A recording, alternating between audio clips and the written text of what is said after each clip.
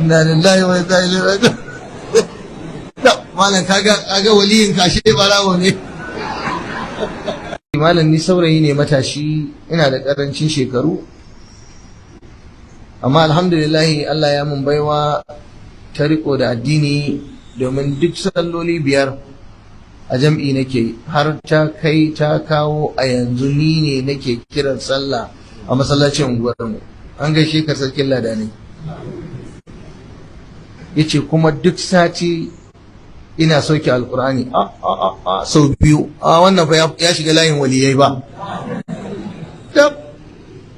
Daga himma har ya zama ladani a unguwa, daga ladani a unguwa har yana sauke qur'ani sau 2. Wannan ai ya hau martaba babba fa. Saukar qur'ani a duk sati sau 2 ai babban aiki ne, ai kai kokari. Yace kuma ina halartar majalisan karatu da dama.